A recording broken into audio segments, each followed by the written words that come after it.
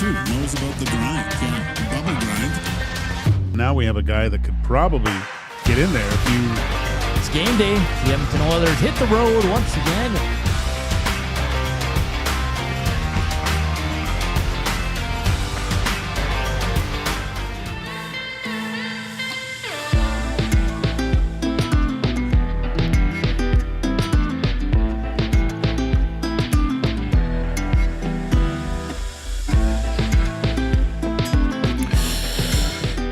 It's game day. Oilers Stars. Welcome to EST Afternoons here on Edmonton Sports Talk. Koob, Salas. How you doing, Nasties? Hit us up on the Nasty Chat. A lot of you KD's having a meltdown right now. We'll get to it. Hit us up on the River Cree inbox. I sound a little weird. I sound tinny.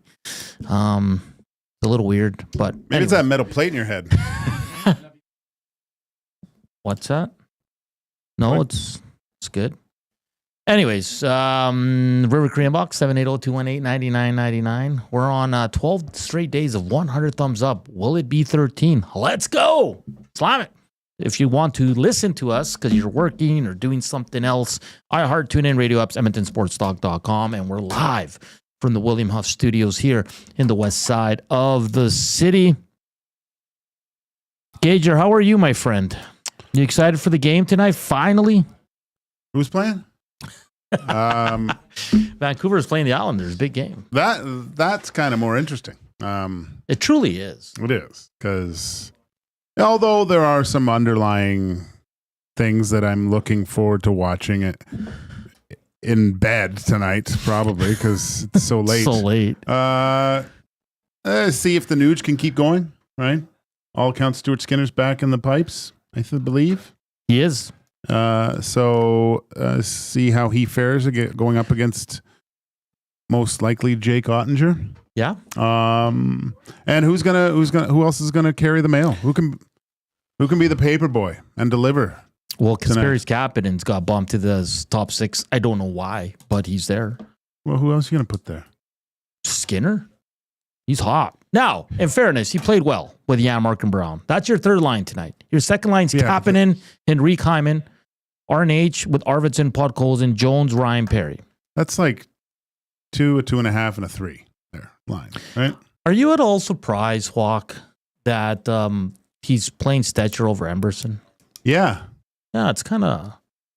Maybe they saw something that he needs to have a look at. I know if you remember, I don't think he was playing poorly, but I think his play kind of leveled off a little bit. And we were discussing before, like he's on a good path, right?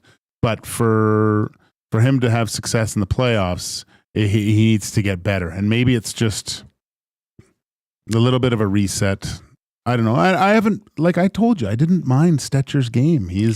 There's some offense there. He's making good plays. There's subtle things that he's doing that I think you get from a more experienced player. I get a little bit concerned in a 7-game series where the big boy hockey comes out, where the battling comes out. Like right? he battles. Joaquin, he battles. But I think there's too much chaos to his game, man. He's kind of like... I thought he's refined it a little bit. I do prefer Emberson, I'll be honest. Better passer. Oh, I don't like... More physical. I told you to watch Stetcher. You got to get the Stetcher goggles on tonight. Watch him. Watch him just... PR Harvey says Stetcher has given them everything you could possibly ask. Well, I mean, he's been fine. I don't know, guys. Are you Team Emberson or Team Stetcher? Oh, you're going to pick sides. I can't believe you're creating controversy right now. Like, just let it flow here. How about Klimberg, man? Who cares? I mean, Klimberg's worked out like exactly how we thought it would. No, we thought he was going to get back to the Norris caliber stuff. No, we didn't. We didn't? No, we didn't. Oh. No, we didn't. No, we were optimistic. God, I can't even speak today. Optimistically hopeful that from what he talked about, playing in pain, now he had less pain, but he said he was compensating too much and scared of being burnt wide. And maybe that's partly not playing a lot of hockey over the last little while. But it seemed it seems to me that those old habits kind of creeped back into his game where he was playing it a little bit safe. Now, saying that, there is a lot of skill in his game. Like his recognition, nice little subtle pass. He's a great passer. But yeah, I think the experiment is hasn't gone the way that the Edmonton Oilers kind of looked at it and hoped it would be when they signed him. Yeah. Boy, they sure could have used that money to sign Holloway, yeah? Hey. We're going to get to that. Not right now, though. That's for later. So, KD, stick around. KD says Stetcher's playing fantastic. See, again, I think that's too much. He's playing good. Don't put me in that, because I think he's playing really good. And I told you the other day. Not fantastic, though. He's not, though. Who's playing fantastic on the Oilers? Nuge. What, one game? Lately, yeah. Come on. You need more than that. I told you to watch Stetcher the other night, and you didn't. I'm hurt. I'll watch him tonight. Watch, man. I will. It's late, though. I might fall asleep. What's up with all these late games to finish the season? Seriously, NHL. Why do Edmonton Oiler games have to start at 8 or 8:30? Why? Man. Koob. They're getting ready for playoffs because all the games will start at 8 o'clock then too, right? Yeah, nobody wants to watch. I know they're not playing tonight, but nobody wants to watch McDavid or Draisaitl, right? Yeah, right, guys? Yeah. Think out east. That's 10 o'clock, man. People are sleeping by that's then. why everybody out east thinks Marner and Matthews are better, because they never get to see these guys. Maybe. I mean, 9:30 rolls around, and I'm ready to just get under the sheets, wrap myself up like a bean burrito, and fade off. That's too early. What? Yeah. Oh no, I'm that's prep time. Brushing teeth, washing face, go through my nightly ritual of creams and lotions, and then sleep mask. Probably a little aromatherapy. Go through my nightly mantras. Read a little. Yeah, they're gonna be late nights for Hernan. Ooh. Because like when I get home, I like to unwind a bit. I'll read or I'll watch a show. Smoke, wine. When you get home at do you have like a midnight, smoking jacket that you go sit in a chair and do you have a pipe? No. I'm gonna get you a pipe. Yeah. I'm gonna be the old guy with my book. And smoking a pipe. Oh man. Oh, here's your pen. Well, I got another one because you always steal it. So I was playing Tecmo. I was teaching young B money. I was crushing him. Yeah. Oh yeah. You got some confidence going. You're like the Ryan Nugent Hopkins of Tecmo, because you sucked for a while there. Now I'm you're hot back. now, man. You're hot. I'm hot I now. like it. I'm dominating everyone. I like that. I like when my buddy dominates. Jacob says, guys, these late night games are killers in Ontario. Yeah. Oh yeah. Yeah, I can imagine. What is the because just the consumption of alcohol too. It ruins people. Because probably dinner you might have, maybe you do, if you drink during the week, whatever. You have a beer, right? But the game starts. As soon as that you hear the jingle. Tommy Gazzola was funny. We were looking at old clips of Hockey Night in Canada clips, like the intro music and stuff. Yeah. Sponsored by Molson and stuff. It was like that told you to go to the fridge and get a beer. Yeah. Basically. It's your Pavlov's dog when you hear Gene Principe's voice almost. I got to get a beer. And then then you drink all night, wake up early. Oh, it sucks. It's tough, man. It's a tough life. Are you going to be okay tonight? Yeah, I think tomorrow will be, because it's back-to-back nights. Back-to-back. Yeah. So. But Saturday too, But Saturdays are different because I can roll in at 6:30. I have the whole day off. Oh, right? I guess. So I it's like you're just here for a bit. Well, I am going home today, though. I'm going to go home and have some supper. There's no way I'm staying here for 13 hours. No. I was so shocked to see you here. I have to clean this month, too. It's my turn. Do you? No. Gotta get going on the... There's a lot of stuff you could probably chuck, too. Right? Well, I don't want to throw anything out because I don't know who it belongs to. Well, put it in a lost and found bin. We don't have one. Well, make one. So we'll figure that all out as well. But yeah, interesting night. The GF's going to the game. What? Yeah. Holy smokes. Yeah. That'll be fun. So I told her, I go, you're going to see a really good team in the Dallas Stars. But it's always fun when the Oilers are playing one of the better teams. Right? And there's, like our vintage. I mean, I remember playing against them, and it was awful. Hated the Stars. Yeah. They were so good. In the 90s. Yeah, they were terribly good. And even in the 2000s. I still, if that series we played in 2001, we lost in Game 6, but Nieuwendyk was hurt until Game 6. And he came back in Game 6, and we're like, what can one guy, he's a good player and all, but he killed us. Yeah, he was It good. was so good. Was I a score good when I like. Joe Nieuwendyk. Smith TM14. Please no Brock Purdy slander this afternoon. Unlike the Hangout show. What? Were they slandering Brock Purdy on the Hangout? I guess. Oh boy. What brought that on? Probably Belzy. Yeah, Belty likes to stir it up, eh? He does. Likes to stir it up. I heard from Tommy that he's on the pre and post game show. Good thing I was listening to the old stream. I wouldn't know these things. That Belzy's on the pre. Yeah. Oh, okay. Yeah. I like Belzy. He's a beauty. It's Boom good. boom. Oh, boom boom Belzy. C-Run says, I still hate Hatcher to this day. Oh God, he was easy to hate, wasn't he? That whole team was. The grumpy old man line, Carbon O'Keen, Awful. Just and Benoit Hogue. Yeah, Hogue was good. Fast. Jere Lehtinen, what a player. What a player. Even Ken Hitchcock still raves about him. You know, he made comparisons to Puyarvi when he first saw him. Great. Our chemistry is unreal right now. What? I was just thinking that. Really? I was just going to bring that up. Holy smokes. Yeah, someone compared him to Jesse Puljujarvi, and I'm like, that guy shouldn't evaluate hockey players anymore. Jere Lehtinen was an absolute stud, bro. Basically the reason why they won.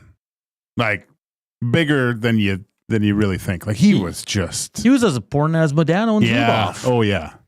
Oh, and then they had Zubov, right? And then... Sidor. Madvichuk.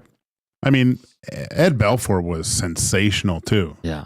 He made some adjustments to his game, I felt like, at that point. Zubov was annoying, though, because he was so damn good. Yeah, he can hold that line like nobody's business. Belzy has some good stories about Zubov. Yeah. Should have him in and I tell wonder some. if Zubov smoked. Oh, yeah. Yeah. All the Russians do. Oh, yeah. All they do. One of the biggest heartbreaking moments for my mom was she was pulling up to the airport and there was Pavel Bure smoking out. No. Yeah. Love Pavel. Yeah. Yeah. Imagine having a smoke with Pavel Bure. Oh. A nice Dumouriez. Ugh. That's gross. That sounds absolutely awful to me. You would join if it was No. Yes, you would. No, I wouldn't. What's the streak of dart talk? How many days in a row has Hernan brought up darts? Every day, the guy's freaking out. You should see. He take off his shirt. It's full of patches. Yeah. I'm not a smoker, people. Yeah. VR says Craig Ludwig and his damn shin pads. Oh, yeah. Those things were bigger than my goalie pads. It's unbelievable. There was a story that he didn't want them they wanted them in the Hall of Fame just because they're early before he retired, and he wouldn't do it because what am I going to use? I think they were Frankenstein shin pads where the trainers kept adding more and more. That's crazy. Those were hell. When they beat him in '97, the Oilers, that was unreal. I know exactly. Marchand goal? I know exactly where I was. Oh. I think I dumped a jug of beer on my head. Really? Yeah. Probably put out the smoke. Hearing some of those guys talk and Ron Lowe talk about it and walking down the hallway afterwards, and I don't know who it was, but it was one of the big dogs, like Modano or something. How the heck did you guys beat us? There's no way. And they just talked about, you guys are so annoying to play against. And I mean, when you watch the Cujo save, yeah, I think it's Bobo going behind the net with whoever passed it out, and you could count them. There's probably 26 slashing penalties in at least 9 in a matter of 5 seconds. Man, what a different game! It was so different back then. Penner's Pancakes. I don't know. He says, where is it? He something to think about. Sabres could have had Draisaitl and McDavid. Imagine how different things would have been, Joaquin. No, they would have been traded after, they would have been upset. Well, the Oilers would have Eichel. Yeah. And who did they pick? Reinhardt? That's not bad. Yeah. It's not as good as Leon. No. But who knows if that well, things change, right? Yeah, you can't. Imagine if Columbus takes Jesse Puljujarvi at 2, and then the Oilers go and grab Sergachev, because that was the rumor. Was it? But then when Columbus went and took Dubois, left Puljujarvi there, they're like, okay, we got to take Jesse Wouldn't Puljujarvi. the Oilers have picked Dubois, though?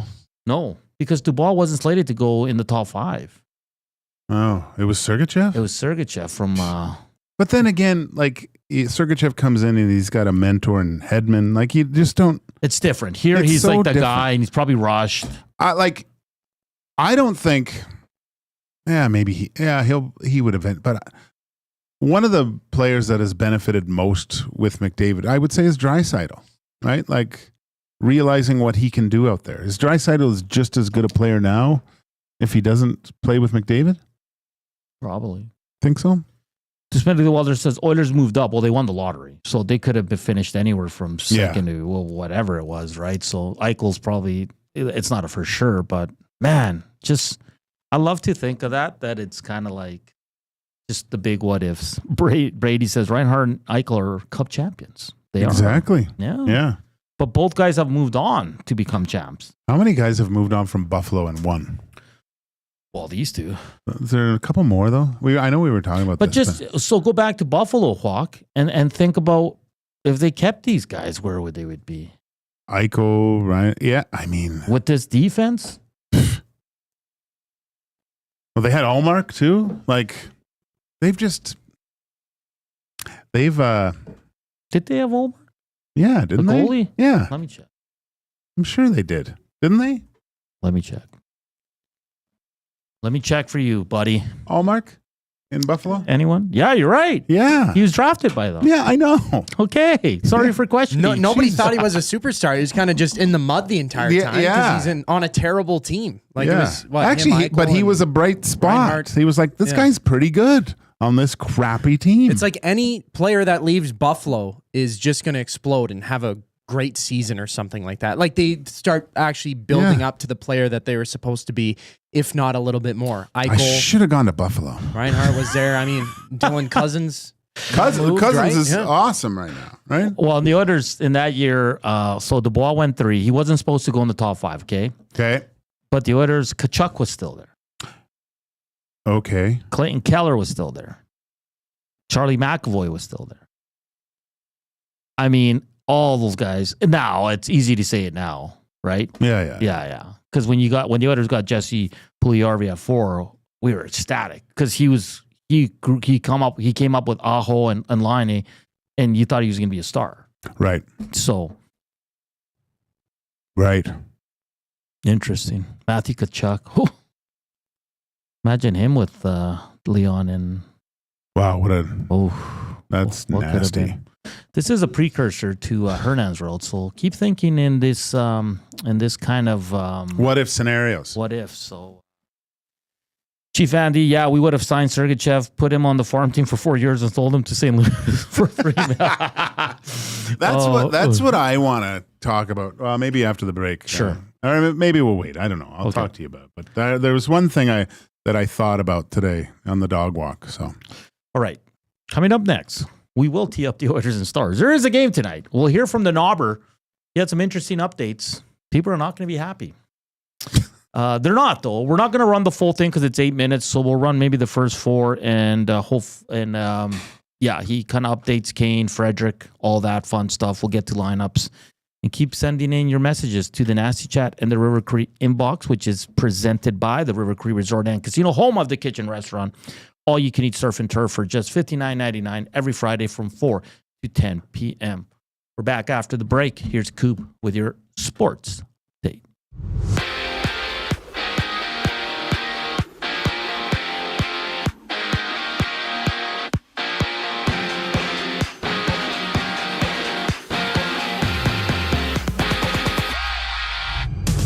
Connor McDavid and Leon Draisaitl remain out for the Oilers as they take on the Stars. Stuart Skinner gets a start in between the pipes. Join Tom Gazzola and Hernan Salas as they break down the game on the GCL Diesel Oil Stream pregame show live at 7 right here on EST. 3 other games on tap. Thatcher Demko protects Vancouver's net as they battle the Islanders. Boston visits Anaheim and the Devils meet the Blackhawks. Meanwhile, former 3rd overall draft pick for the 49ers, Trey Lance, has been added to the Rough Riders negotiation list, giving Saskatchewan exclusive negotiation rights if Lance thinks about joining the CFL. Down south, the NFL Competition Committee has proposed multiple changes for next season, including an expansion of the instant replay mechanic.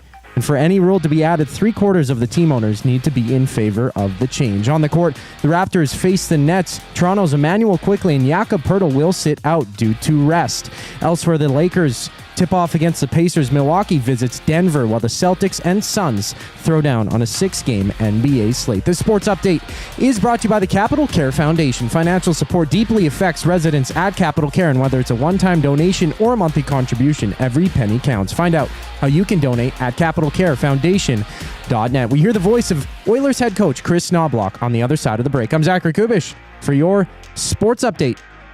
Get your fix every single game with the GCL Diesel Oil Stream pregame and postgame shows with Tom Gazzola and Hernan Salas. Whether it's breaking down the starting lineup, predicting key matchups, or diving deep into the game's biggest moments, Tom and Hernan are here to give you the best insight and analysis in the city. After the final horn, get the breakdown of every key moment, performance, and player reactions. It's your one-stop shop for all things game day. Catch the GCL Diesel Oil Stream pregame and postgame shows with Tom Gazzola and Hernan Salas, only on Edmonton Sports Talk, your clear choice for Edmonton sports.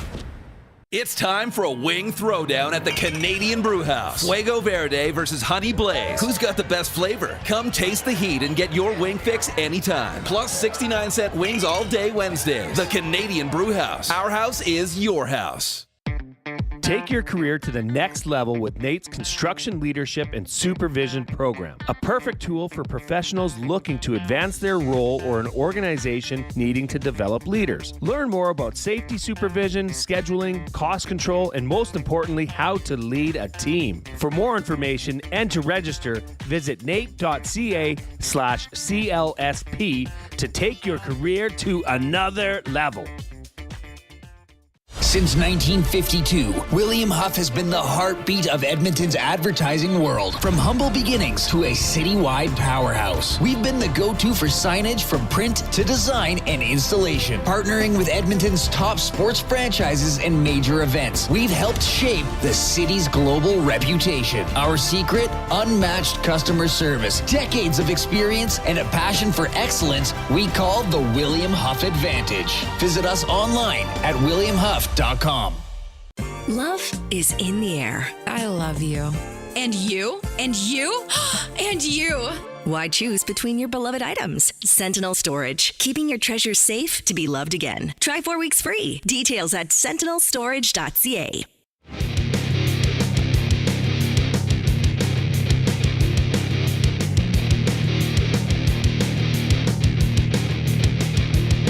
Yeah. 125. Welcome back to EST Afternoons. Edmonton Sports Talk. Hammer that thumbs up. We're at a good pace. 33. Name a Oiler that were 33. Joaquin. Come on. 33. Who were 33? Koob, give me one. Cam Talbot. Was he 33? No. Was he not? I think you're right. Am I losing my mind? Marty McSorley. Was he? Yeah. Oh. But was he always 33? I guess, yeah, he was. Yeah. McIntyre? No. Steve McIntyre. Was he too? I think so.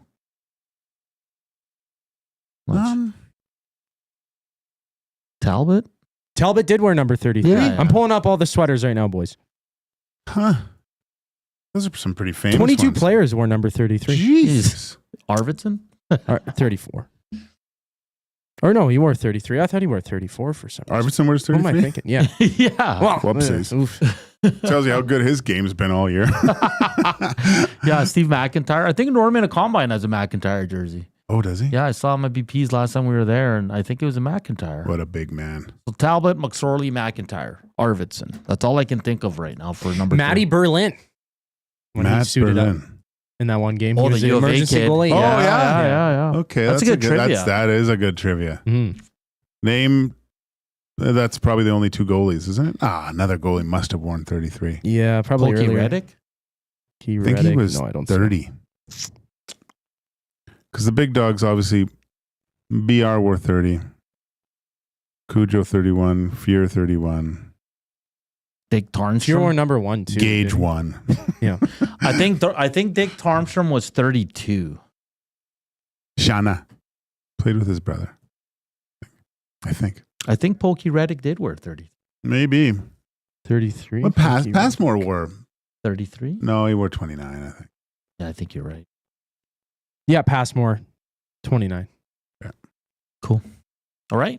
Welcome back to EST Afternoons. Rare Korean Box, 780-218-9999. Keep hammering that thumbs up. Hit us up on the nasty chat. You want to hear from Knoblauch? Yeah, let's do this. Yeah, we got to wait. here. Hold on. Koob's not ready. That's okay, Koob. You That's take okay, your time. Koob. We love you, man. Your world, man. It's the upside down. Oh, you don't even watch that. Oh, before we get to it, Rip City Step says Ryan O'Reilly won with the Blues after the Sabres too. We should make an all-time Sabres team. It's probably unreal. Ryan O'Reilly. Yeah. Jeez. Okay, here's Kris Knoblauch with some interesting stuff today in his pregame presser. Here he is. They're both not playing tonight. Are they still expected to be out for another week or so? Yes, Leon will be back sooner than Connor, but we're looking at about a week, maybe shorter for Leon, and Connor will be longer than that. Just staying on the injury front here, with Trent Frederick, is there a timeline you think where he'll maybe, is he on the ice right now? And He has been on the ice for a couple times, just on his own, light skates, and we are hopeful that he's going to be with us, maybe start practicing within a week or two. And is that, what your understanding was of the timeline originally when you got him, or was there any setback there at all? Or? Well, it was an injury that I don't think there was an exact timeline of when he was going to be coming back. So I think there was best case scenarios and worst case scenarios, and we knew about the worst case scenarios, and I think we're probably approaching that worst case scenario that's where. But no surprises. Last one on this front. Evander Kane's been skating with the group here for a little bit. What have you thought of how he has looked? And based on that, are you optimistic that he might be a viable option right at the start of the playoffs? I'm optimistic that he will be available, that the type of player he is and how he could help us. Things have been going well. There's been no setbacks, which I think is very important. Often when players are coming back from injury, you know how it's going to, or you have an idea how it's going to go.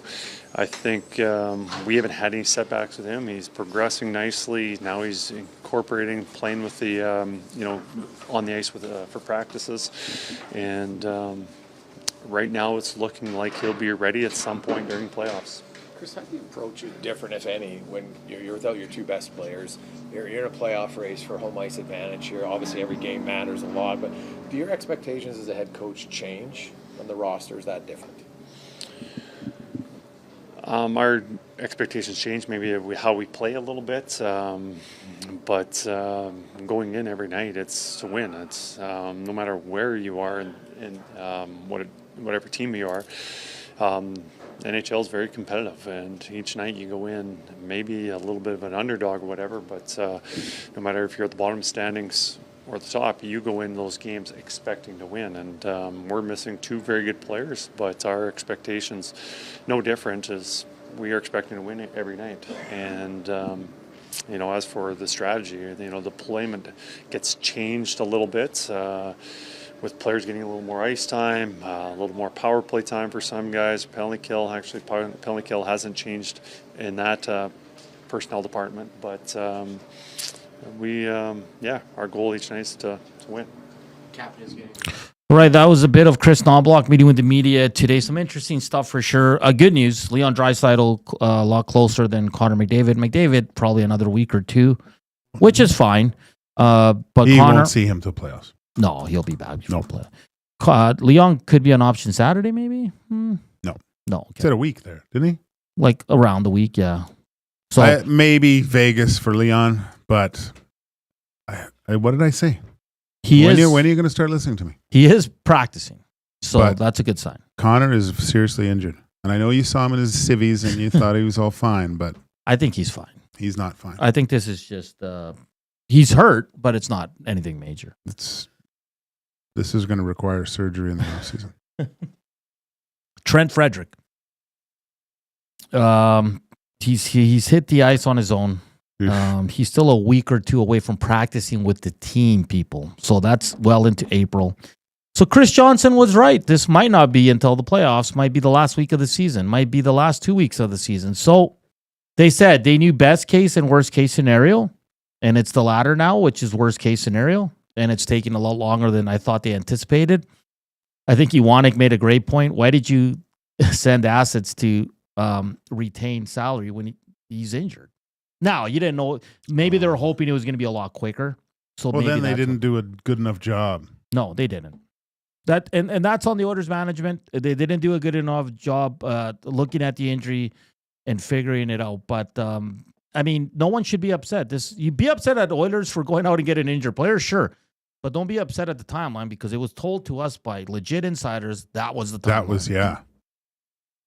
Well, it was a little bit all over. Like there was no in between. That's the thing. It was a week with some and then playoffs with everyone else. There was no, maybe, a week or two. It was one or the other. So it's tough.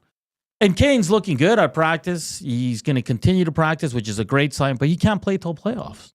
Yeah. That's, even if he was ready in 2 weeks or 3 weeks, he still can't play until the playoffs. So I guess it's a good sign. Connor, you're going to get a healthy-ish Connor, kind of refreshed.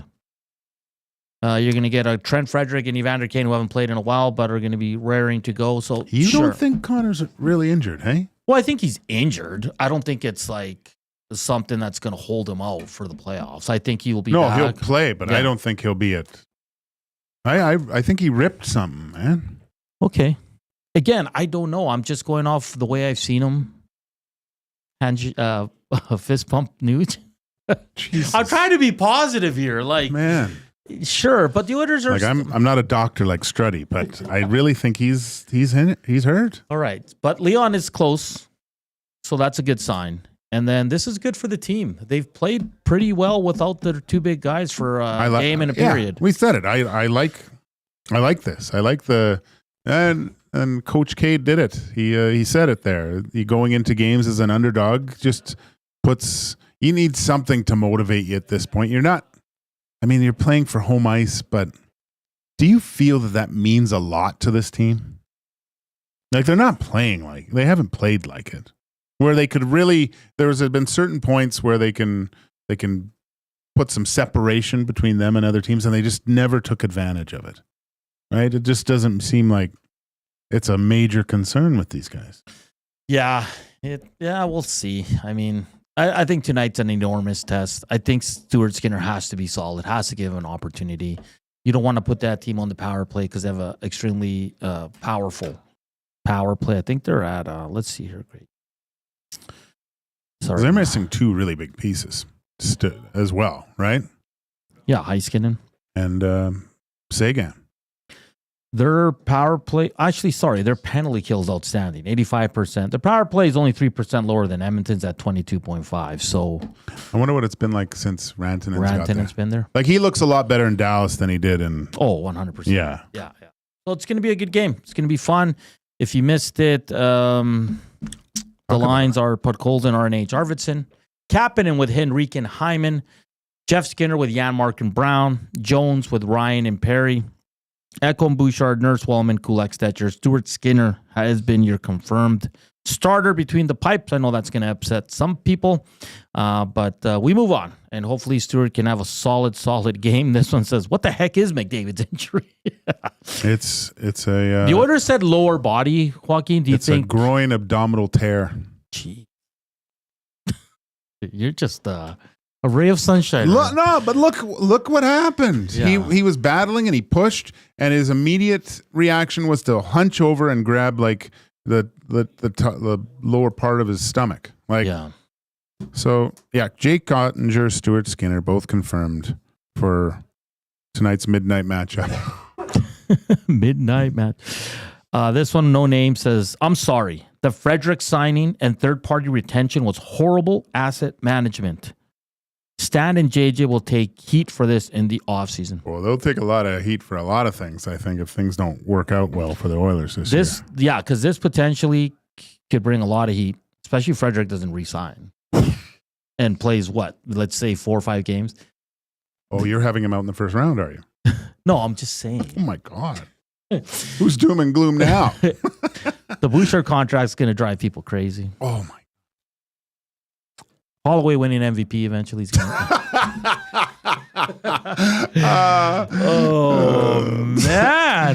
man. Norris for Broberg. Don't say that. Matthew Kachuk on the Nasty Chat. With me, the Coilers would have won at least 5 cups by now. Oh, that's a good one. I like that. Smitty the Welder says it's his groin. He grabbed his groin as he went off to the bench. It was the top, though. It was kind of like just to the side, right in your lower abdomen. And that affects your skating, man. Yeah. That's all it is. Yeah. And he didn't take a stride to the bench. That's what, and just sat there. Not good. No bueno. That's right. Giancarlo, what happened to Frederick? Just tuning in. Nothing's happened. We're just updating you on what Kris Knoblauch said. He's still about a week or 2 away from skating with the team. Skating gingerly by himself. He's skating gingerly by himself right now. He's got one of those things that you push around at can skate. Well, Joaquin, let's quickly look. If it is 2 weeks before he skates. Where are we at? Yeah, okay, let's look at this. So that's from today, which is Wednesday. So let's go 2 weeks from today. We're looking at the 9th. And at that point, you play on the 9th. You have 4 regular season games left. 4 games for the coaching staff to find out where this player is best suited. And I mean, it's going to change, obviously, but you would like to at least have an inkling or a good idea of where you're going to maximize his potential and where he fits best. So no, but keep in mind that's with him just to start skating with the team. I know. That's 2 weeks. That's the 9th. He might not even play a game. Chris Johnson could have been correct the whole time. Chris, if you have some lotto numbers, can you send them in? Boys, Stuart Skinner needs to have a 9 out of 10 performance tonight. Show me you can steal a game from JP. I'm with you, Did he brother. say 9 out of 10 or a 9-10 save percentage? What did he say? 9 out of 10. Oh, okay. A 9-10 would be good. I think that gets him a win. Cards, what's this rumor I'm hearing about the Elks changing their name back? I have no idea. I have not seen that. Until we see something official from a legit source, we will definitely look into it. But for now, I'll be honest, I haven't seen anything like that. So we move on for now. Portions of this hour brought to you by the Canadian Brewhouse. NHL lives at the Canadian Brewhouse. Every Oilers game day, get $1 off tankards of Molson Canadian and Coors Light, where you can win game tickets and 2 tickets to a surf and turf dinner at the end of the season. Full details at thecanadianbrewhouse.com. Hernan's Roll coming up next. It is Oiler related, and you should enjoy it. And we want you to participate. So hit us up on the Nasty Chat and the River Korean box, 780-218-9999. Here's Koob with your update.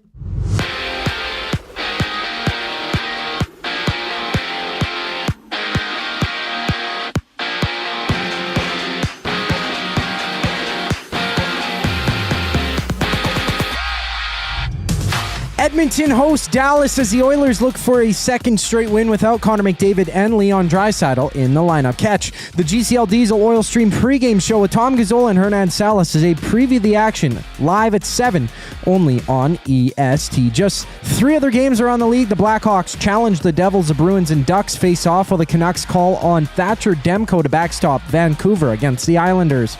In the NFL, the competition committee is pushing to make the dynamic kickoff rule a permanent fixture to the league.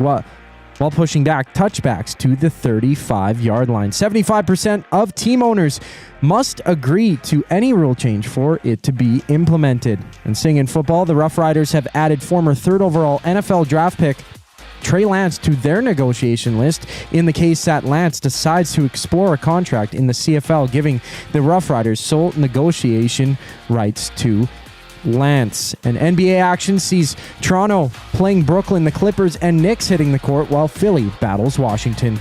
This sports update is brought to you by Windsor Plywood Leduc, locally owned and operated, serving Leduc and surrounding areas since 1993. They're more than just plywood. They offer everything from doors and flooring to decking, fencing, and custom millwork. Windsor Plywood Leduc, they're the experts you need to know. Hernan's World for the Garrison Memorial Golf and Curling Club up next. I'm Zachary Kubusch, and you're up to date. The EST Hangout. This team does have skill, and I don't mean just Connor and Leon. There is skill throughout this entire lineup. Whether the skill shows up or not, it's a different story. Skinner didn't just fall out of 30 goals one year, and he is a perennial 20 to 30 goal scorer. Same thing with Nuge. Nuge has skill. Now you're leaning upon him. He has to elevate his game. The EST Hangout, presented by Sentinel Storage. Weekday mornings 9 to 11, only on Edmonton Sports Talk. Your clear choice for Edmonton sports. Your home for live music and great performances is the River Cree Resort and Casino. Someday, you'll be shedding your tears. A one-of-a-kind retrospective. It's Glass Tiger, This Island Earth, April 4th at River Cree Resort and Casino. Don't forget me when I'm gone. Get your tickets at rivercreeresort.com. River Cree Resort and Casino. Excitement? Bet on it. Hey Edmonton, ready to take advantage of lower rates and better pricing? South Fort Chevrolet in Fort Saskatchewan has you covered. From rugged trucks to sleek SUVs. And with over 40 years in business, you can trust that you're getting the best deal on your new ride. As the proud title sponsor of the Nielsen Show, EST listeners can drive a little to save a lot with South Fort Chevrolet's transparent pricing and down-to-earth sales team. Visit us today in Fort Saskatchewan or online at southfortchev.com.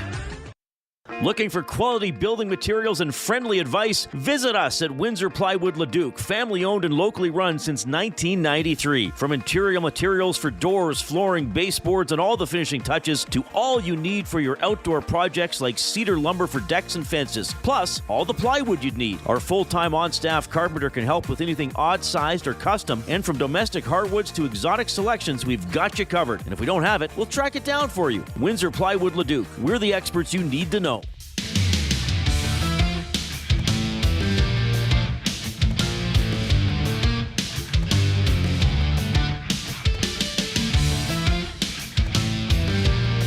.144, welcome back to EST Afternoons. Joaquin Gage, Hernan Salas, Zach Kubusch with you here. Let's hammer that thumbs up. We've kind of hit a bit of a pause on it. We've only had 3 in the last 20 minutes. Cook a brisket, there's a certain point where it gets to the stall. Is what they call it. So we're at the stall right now, but then after the stall, we get hot. We've stalled on the thumbs up. 200. Pretty bad. So let's hammer that thumbs up. Good question here by Smitty the Welder, was it? Maybe it wasn't Smitty the Welder. Oh, this one. I wouldn't be surprised. Nope, that's not the one. Where'd it go? Oh, word. Does Ovechkin break the record first, or does Frederick play a game for the Oilers? Oh, yeah. I wouldn't be surprised if Ovechkin scores 5 in a game. He scored again last night. I know. Only 6 away, man. Wayne better be on a plane. Yeah. Doesn't he? He has to get there now. Oh, he does. Well, he's there for. Well, is he there for the tying of it or the breaking of it? Yeah. Is he both? Both. Have to be. I mean, they shut down the game, right? Oh yeah. What do they bring out? Like that's huge. Tiffany stick and stuff. Oh yeah, 100%. Zulu says, "Smash the thumbs up while you rip the team apart." Who's ripping the team? I don't think we were ripping the team. We're ripping the Buffalo Sabres. We were ripping decisions. Sure. And that's kind of the whole theme of Hernan's World. All right. Hernan's World is brought to you by the Edmonton Garrison Memorial Golf Club. Early bird golf memberships are now on sale, Joaquin, with discounts for seniors and first responders, plus special rates for Sturgeon County residents. Enjoy GPS carts and awesome driving range deals. Inside, you can kick back and enjoy a pint or a pound of wings in their full bar and restaurant. For more info, visit egmgolf.com. Oh, see, it didn't work again. Damn it. Anyways, Joaquin, you're going to say something? No, you just said something there that kind of stuck in the brain. I'm closer to getting senior rates at places than anywhere else. That's funny. Oh, man. Let's see if this works. Viva la raza! Latino heat. All right. I'm going to go here, Gager. I promised I wouldn't, but I think we have to, man. Let's do it. Let's rip that. Well, Is it a Band-Aid? Yeah, we're just getting kicked in the nuts right now over and over and over again because of this. Dylan Holloway, since the Four Nations break. 17 games. That doesn't sound right, does it? 17 games. Since Nations? Could be. Anyways, 8 goals, 12 assists, 20 points, 16 even strength points, 3 game-winning goals, 32 hits, 45 shots on goal. How many hits? 32. Jeez. I think it's fair to say the Oilers really screwed this one. And listen, I Stan Bowman, I didn't see it, but a lot of people texted in on post-game show that he was on Hockey Night in Canada's After Hours. Yeah, and he said, well, I would have, and not in these words, but similar, if we sign those guys, it cripples our team. I don't know how, when Holloway was just over $2 million, there's probably 2 guys you could have passed on to bring Holloway in. And I'm not talking about Broberg. I'm talking specifically about Dylan Holloway. I think the way this is trending, this might go down as one of the biggest blunders by the Oilers in recent memory. So, in the theme of Hernan's world, send us to the Riverbrook Korean box, 780-218-9999, and the Nasty Chat, biggest blunders by the Oilers, because there's a few that stick out, but this one might be one of the bigger ones, Joaquin. Yeah, because it's a blunder because what he's doing somewhere else is the piece that the Edmonton Oilers have been looking for the entire season. You know, that secondary scoring, that physical play, the speed, all those factors are coming into play with Dylan Holloway. Like, look, I'm a horrible evaluator of talent, and to me, when the offer sheets came in, I thought the bigger mistake would be to let Broberg go, but it was kind of an unknown, and they thought they had shored everything up with more experience and age, but we were talking about it before, and we looked at kind of a comparison with Chychrun, right? Or him coming into the league and some up and down years, but now it finally seems like he's getting it together. Holloway has progressed each year, right? And there was a slow start. Like there was some growing pains with Holloway. I mean, before he was a regular throughout the playoffs, he spent the majority of the time in Bakersfield. But he looked good. And he was a contributing factor in that playoff run where now that you look at it, and when you look at Puckpedia and the amount of dollars spent in different areas where that money would have been way better suited to be put towards Dylan Holloway. He's proven everyone wrong, and me too. I thought that where he would kind of settle, and I guess you don't really know. Is this an outlying year? Is he knocking this out of the park and he's not going to be able to maintain this level over a period of time? But saying that the Oilers are in a window to win the Stanley Cup, and they need guys to be playing at a level that's above their index level, right? And he's doing that, and it's a mistake by the organization to not recognize the potential of Dylan Holloway when they've been looking for that type of player, and they had it all along. I think you can live with Broberg gone now because Jake Wallman's a hell of a defenseman. Yeah. And he's fitting in nicely. He's under contract. So I think that kind of takes away a bit of the a good point. of the burn there. But with Dylan Holloway, man, like every game you see St. Louis play, they're rolling. They've won 7 straight. They're probably going to the playoffs. He was so young. It was $2.2 million. And listen, I get this organization loves Matthias Janmark and Connor Brown and Corey Perry. Well, Corey Perry's been excellent for the Oilers. Vasily Podkolzin was signed for $1 million. I mean, it just, you can look at those 4 players and said you could have done without 1 or 2 of them, and Holloway would be maybe a better option, probably, because you still had Derek Ryan. You could still go out and get Trent Frederick and Max Jones. Like, that wasn't going to affect anything. Like, it made it sound like Holloway got offered $6 million, but it was 2.2. and a guy that you drafted, a guy that you kind of brought up and you know, gotten ready for the big show. He was good in the playoffs last year at times. I just think this is a fail, and I think that's something that they're going to look back and be like, I think the whole league's going to look back and go, man, how did they let that guy go? To the point where and there was discussion today on the morning show about it, where our offer sheets going to be more readily used by teams in these types of situations, right? I wonder what the over-under of offer sheets is. And I've glanced at some potential targets for teams. But yeah, I mean, St. Louis just killed it. Brilliant. And when we look at other questionable moves, we got a few in the nasty chat. Griffin Reinhart trade. Horrible.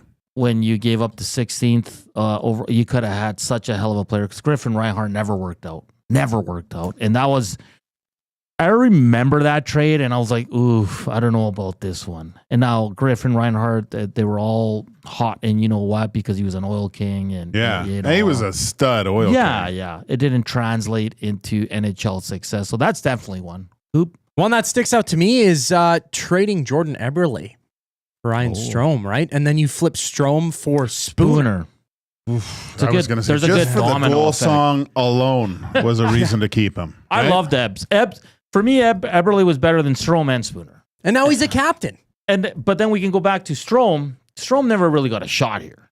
He was always on the third line. Yeah, didn't he? Yeah, he played with like Connor like twice and got 2 goals, and then didn't he do that too? Like they showed like they had chemistry. Yeah. And they got rid of him for a guy that almost ended Connor's career. Joel says, could have had Barzell instead of Reinhardt. Yeah, I know.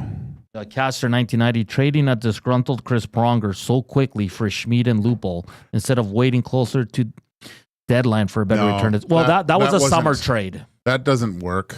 Yeah, I commend Chris Pronger for doing that. Like, he knew he was out the door once the final buzzer went. Yeah. That was due to his family. His wife didn't want to stay in Edmonton. You know, you sometimes he was at a position in his career where he could dictate where he wanted to play for the wealth to make his family happy, and I commend him for that. And there was no rumblings about it. You never heard one thing about it, and it was unfortunate. But he almost did deliver a cup to the Oilers. Yeah, and that was done in the summer. Yeah. And they jumped on that trade. I heard, like, there's rumblings that the Corey Perry's being talked about, but the Oilers preferred Lupul. And Lupul was a stud at that point. He came here and completely fell off a cliff. He did, though. Like, he struggled. John Gillis with a good point. He says, Oilers would have drafted Eriksson Ek was the rumor that the Oilers were going. But that guy's a hell of a player. Yeah, he's awesome. Rip City Step with a good one. Waving Ray Whitney. Oh, that year, yeah. Yeah, I like that but one. it just didn't work out here for Razor. But then he goes and wins a cup in Carolina. And he was a hell of a player, man. He was unreal. C-Run. Gretzky trade was pretty bad. Would you say that the Cam Talbot, Anthony Stolarz trade was a bit of a pretty blunder? bad. They jumped the gun on that one. Well, that was because the team was so Chiarelli bad. Signed Mikko, and they got the numbers mixed up. Oh boy, what a disaster that was. It was supposed to be 1.5 for 3, and then it turned out to be 3 for, I don't know what it was, but it was a ridiculous deal. What did he get? 3 for $4.5 million. $4.5 for 3 a season for 3 seasons. Yeah. I remember. I think he thought that was like for the 3 years. I remember Dusty was on Gregor's show and that broke, and Well, he couldn't believe out, it. Yeah, he was out somewhere, wasn't he? Yeah. He couldn't believe it. He could not, like, he was like, you guys are messing with me, right? This is a joke. And like, I remember I almost fell out of my chair. I couldn't believe they signed him to that. So there's lots of blunders, but I think this, and listen, like every team has them. We're not sitting here picking on the Oilers. It's just seeing the success Dylan Holloway's having. And again, it was only $2.2 million. Like, you just look back and you look at some of the signings, like someone on the Nasty Chat says, what about not signing Enrique, who's not been good this year? But they look at playoff and he's a veteran and there's value there. And I understand that, but he's been better lately, though. He's been better lately, but man, imagine this Dylan Holloway on this team right now. It would be fantastic. Sorry, another one that comes to mind is Sam Gagner and 2 second-round picks to Detroit for Andre Athanasiou. Now, I will defend that one, Koob, and I understand it because a lot of people have brought that up. But in fairness to Ken Holland, no one knew COVID was going to hit, right? Yeah. So, and he didn't really get a good sense what Athanasiou was going to be. Like, they finally had some speed. Yeah, but like they played a handful of games and then everything was shut down, and then they come. So, in that sense, like I give him a bit of a pass because the pandemic hit. And it is what it is, Joaquin. Yeah. Right? So no. the Holloways and I've kind of told everybody it's time to get over it, but it's hard when this bugger keeps scoring every game. Well, what was Dubnyk? What was the Dubnyk trade? He went to Nashville. Yeah. Yeah, he went. I wonder who came back though. That's was another Faust good one. in that trade? No. He was already on the Who? Victor Faust. Did he come back the other way? I don't know if a goaltender went back the other way. Maybe Yeah. some like minor leaguer-ish. Traded for players. Matt Hendricks. Ooh, that's a pretty good trade, actually. But Dubnyk too. Dubnyk went on, but he failed in Nashville.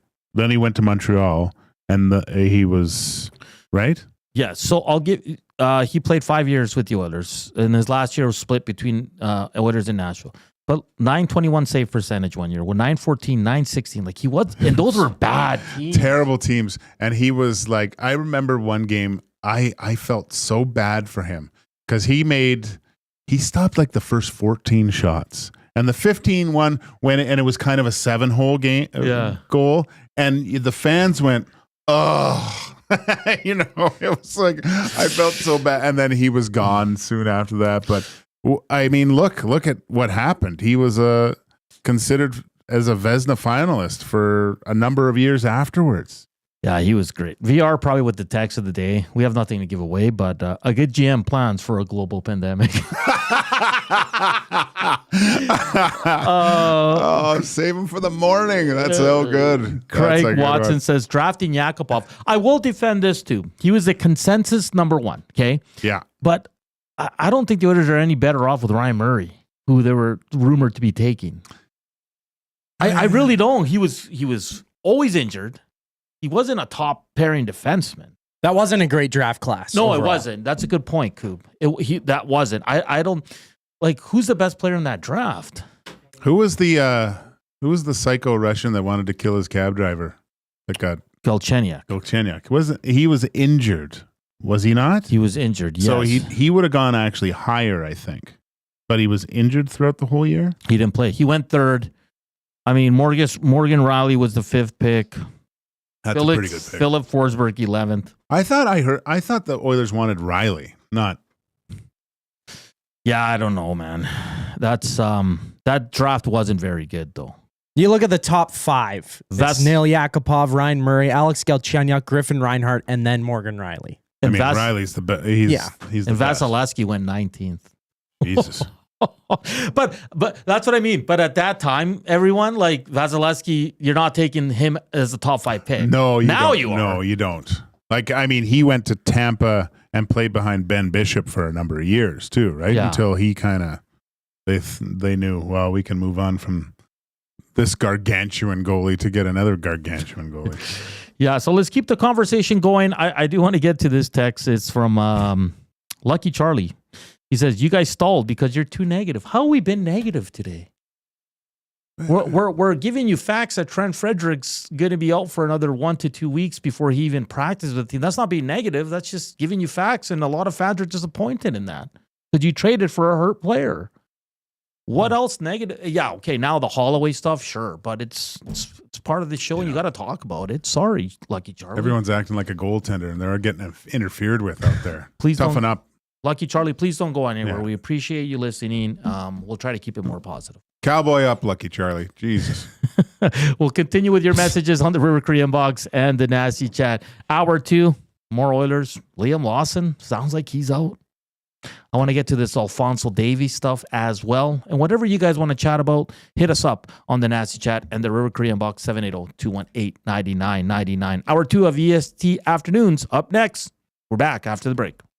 Get your fix every single game with the GCL Diesel Oil Stream pregame and postgame shows with Tom Gazzola and Hernan Salas. Whether it's breaking down the starting lineup, predicting key matchups, or diving deep into the game's biggest moments, Tom and Hernan are here to give you the best insight and analysis in the city. After the final horn, get the breakdown of every key moment, performance, and player reactions. It's your one-stop shop for all things game day. Catch the GCL Diesel Oil Stream pregame and postgame shows with Tom Gazzola and Hernan Salas, only on Edmonton Sports Talk, your clear choice for Edmonton sports.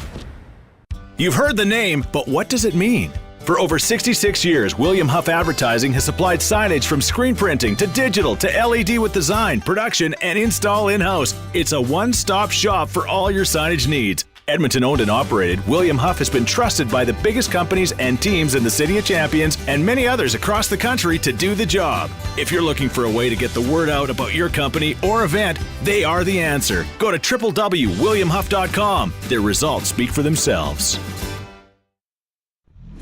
Join our very own Dustin Nielsen, Trey and Terrell Ford of the Edmonton Elks and other special guests on Tuesday, April 8th at the Bell in Scona for Edmonton Sports Talk's Bids for Kids, presented by GS Construction. A special live on-location show featuring a delicious appetizer buffet, silent auction, 50-50, and more. This year, Kids Sport is proudly celebrating 30 years of making a positive impact in our community. Don't miss out and join this special celebration to help continue to support those in need. Tickets are limited. Find them today at kidsportbidsforkids.com. That's kidsportbidsforkids.com. Make your birthday legendary at the Canadian Brewhouse with epic food, killer drinks, and an unbeatable vibe. Plus, download the Canadian Brewhouse app and score free nachos on your big day. Book your party now to celebrate like a pro. The Canadian Brewhouse. Our house is your house. Looking for a winning strategy for your retirement? Contact me, Joaquin Gage at K4 Financial, where expertise meets dedication. I will always look for a careful approach to your retirement, ensuring your financial future is secure. From tailored strategies to clear, actionable advice, I'm here to guide you every step of the way. Don't leave your future to chance. Get in touch with me, Joaquin Gage, today at k4financial.ca or email joaquin.gage@k4financial.ca to start planning for a brighter future and a more secure retirement.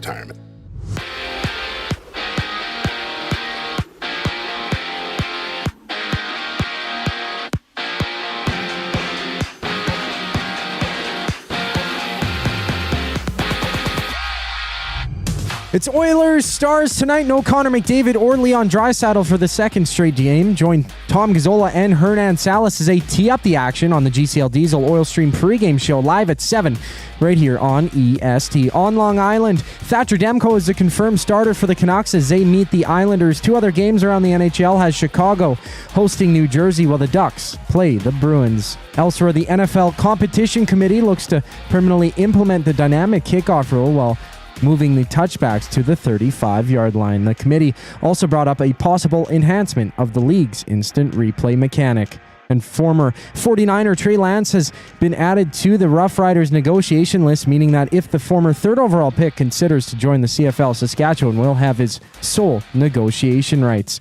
Basketball sees the Raps and Nets tip off. Jakob Poeltl and Emmanuel quickly join Brandon Ingram and Grady Dick on the bench to rest. 5 other games fill the schedule. Phoenix faces Boston. The Clippers have the Knicks while the Lakers and Pacers hit the court. I'm Zachary Kubusch. That was your sports update. The second hour of EST Afternoon starts right now.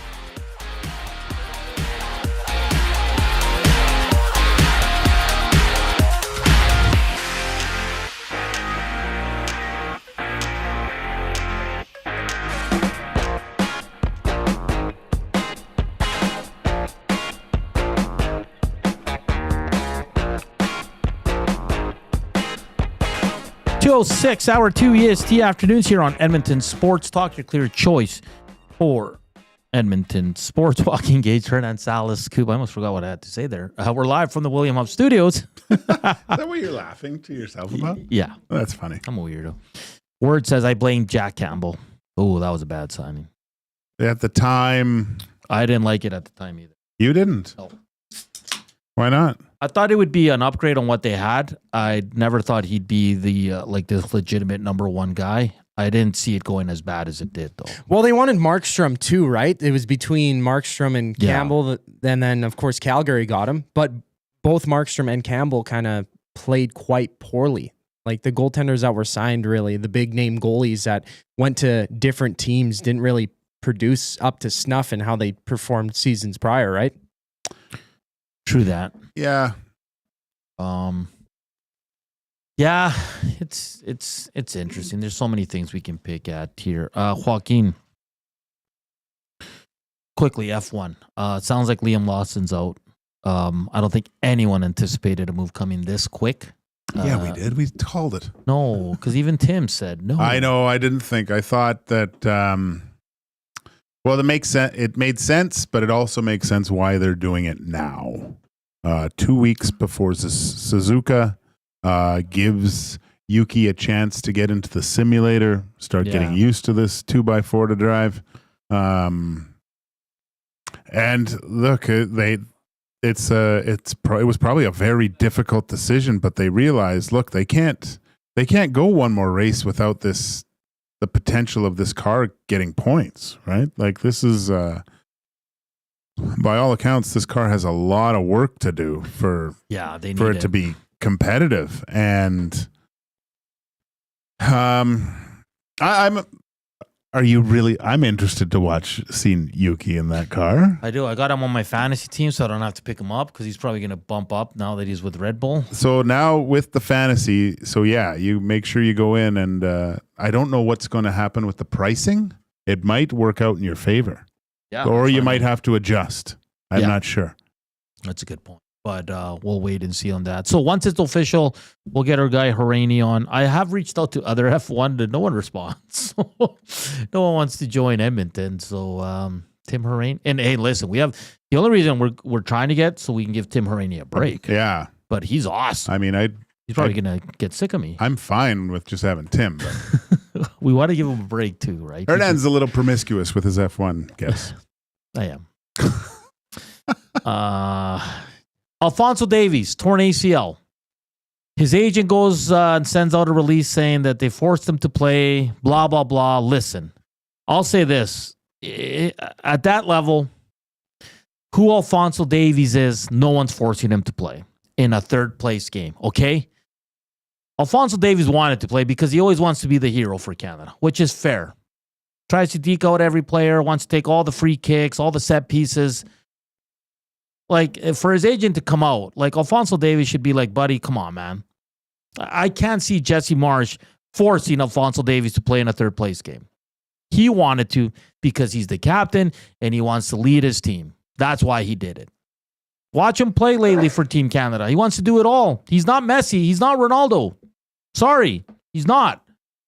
He wanted to play in that game. He got hurt. Now he's out for a long time. He should be good for the World Cup next year. There's no issues there. But for his agent to come out and say he was forced, come on. That doesn't happen. Sorry. And that's my soccer rant for the day. He's Canadian. They play through stuff. That's what I mean. That's what he did. He was the captain of the team. Like, come on. I'd have a discussion with the agent there.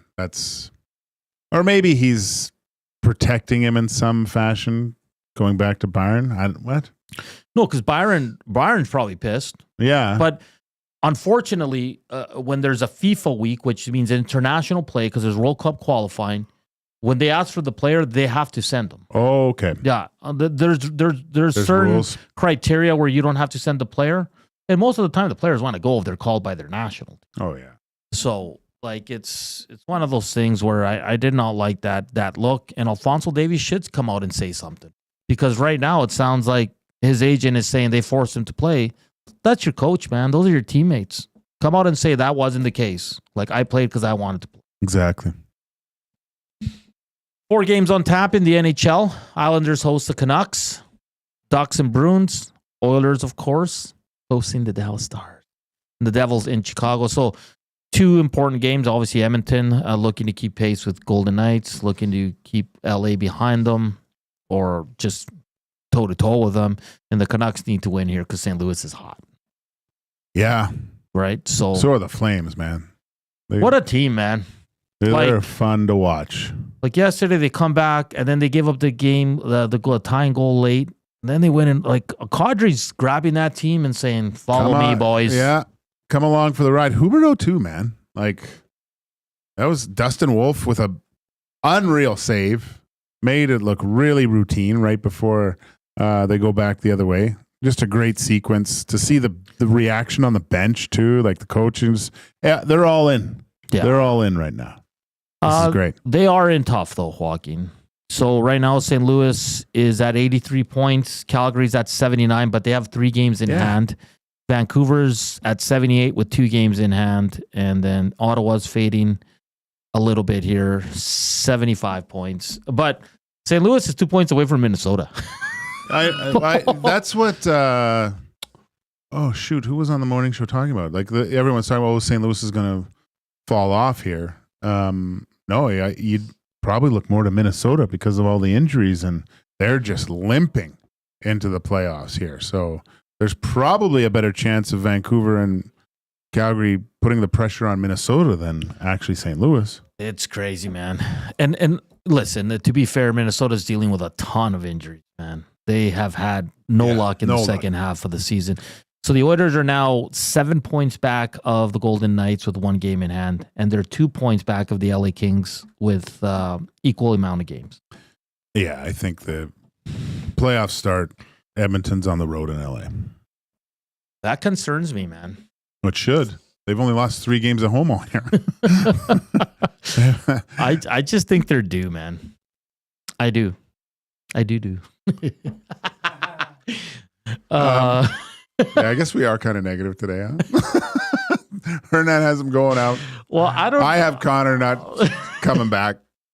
Lucky Charlie's on to something here. We are very negative. Sorry, today. Charlie. Yeah, I apologize. Charlie. Yeah, we. No, because I know it gets to fans and stuff. And listen, the Oilers are playing well. They're going to the playoffs, guys. They're not falling off. I shouldn't say that either. You shouldn't say that. Well, no, they're safe because Calgary and Vancouver have to catch them to fall out, right? Yeah. Like, who cares if St. Louis is close to the Oilers? They're not in the division, right? I know. So, the Oilers are up 8 on Calgary and 9 on Vancouver. That's all hard to make up. That's a great distance. Yeah, because I'm saying 7. There's no way Oilers catch Vegas. So they'd have to they'd have to win these games. Then they have to beat them. Like if they lose to Vegas next Tuesday, that's done. They're not finishing tops of the Pacific. They have 1 game against Vegas, 2 against LA still. They have to win all 3 of those. Yeah. Yeah. They have 3 against San Jose. You got to win those. Those are the tough ones. Jeez, really? I mean, those will be tough games to play. They will. I mean, they've got the Titleist. The balls are all shiny. The clubs are all ready to go. The home is packed up. The Brinks or the is it Brinks? What's the moving company? I think there was a moving company like Brinks, but that was a whatever. Calgary or Vancouver? Who would you prefer to make the playoffs? Calgary, because I like the way that they're playing right now. Okay. Vancouver, I don't think lasts that long. Vancouver's just like, and listen, they're playing their little hearts out too. They are. But I think a lot of that team's just like, when the season's over, like, see you later, man. I'll see you guys in September. I need a break from all this. Will I see ever again? Like with Brock Besser, what's going to happen with him? That's a big one. Yeah, they have to do something over the summer. Like they really need to change the. Well, the positivity there is that Damco looked really good last game. Yeah. Smitty the Welder says, I remember saying that against Dallas back in the day, Hernan, but they kept beating us. Yeah, but it was a little bit different, Smitty, because that was pre-salary cap. The Oilers couldn't compete on paper. I think LA can compete with the Oilers. Yeah. That'd be a good series, though. Oh, it'd be great. I'm not saying, I don't think, if either team, if the Edmonton Oilers play the Los Angeles Kings in the first round, which looks like they're going to do,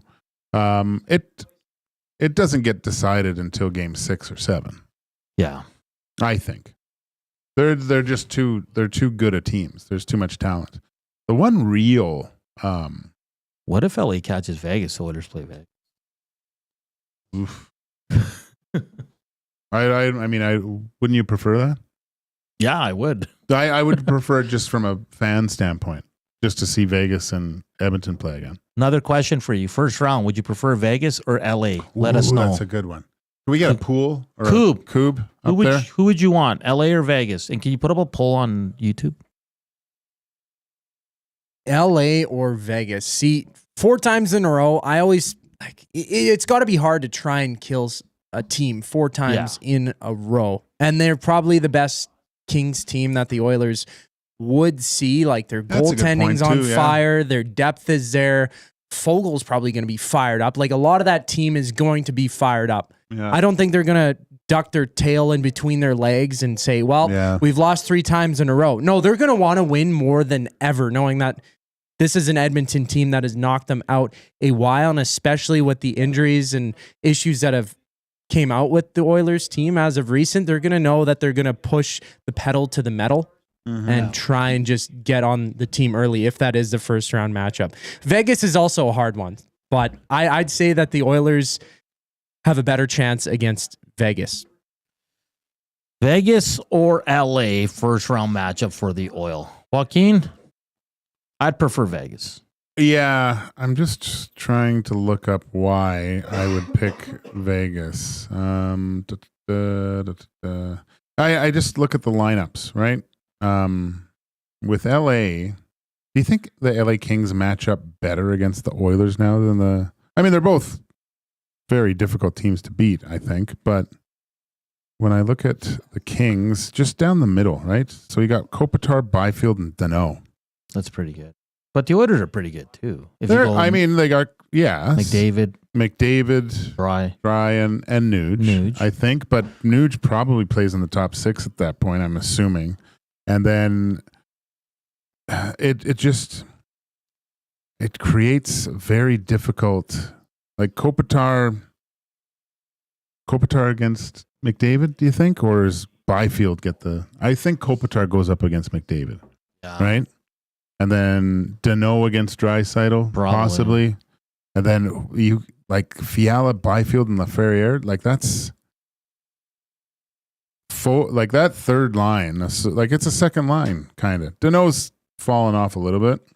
And we know what Trevor Moore can do. But you have Warren Foegele, Philip Danault, Trevor Moore. That's a good line, man. So you would say Vegas?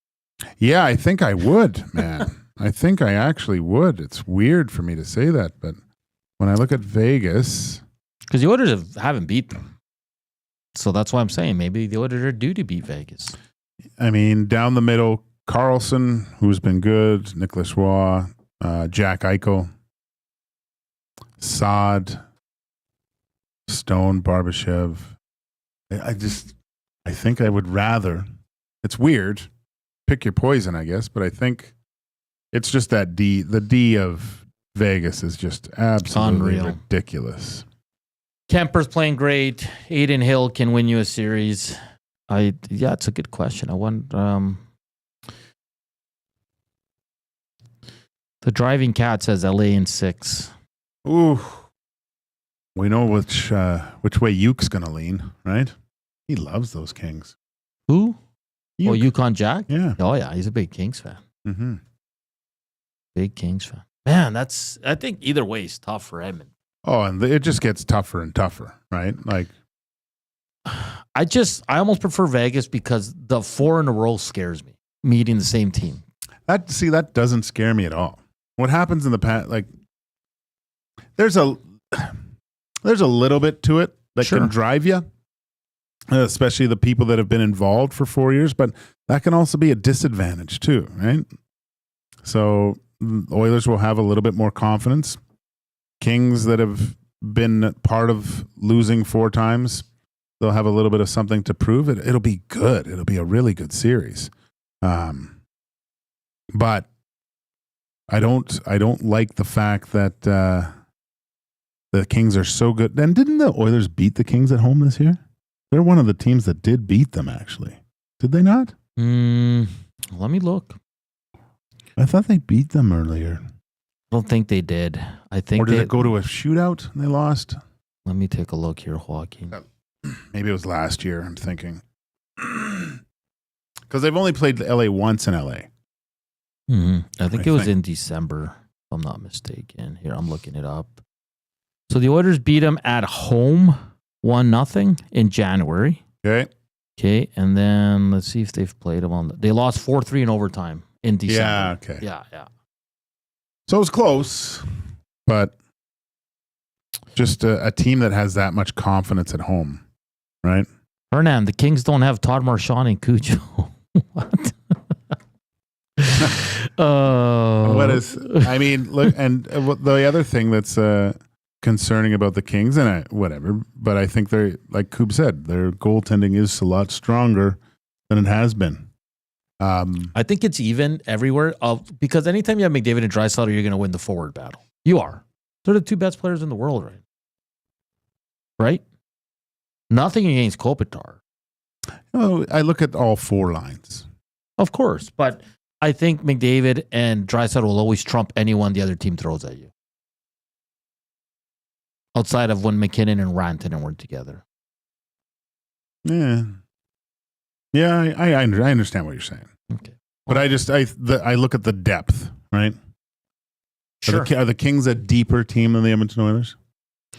I mean... Or does the 2 guys trump that? I think now that you're getting a little more production out of the bottom 6 guys, it could be a lot more even. But if we're talking about during the struggles, like LA's better probably in the bottom 6, right?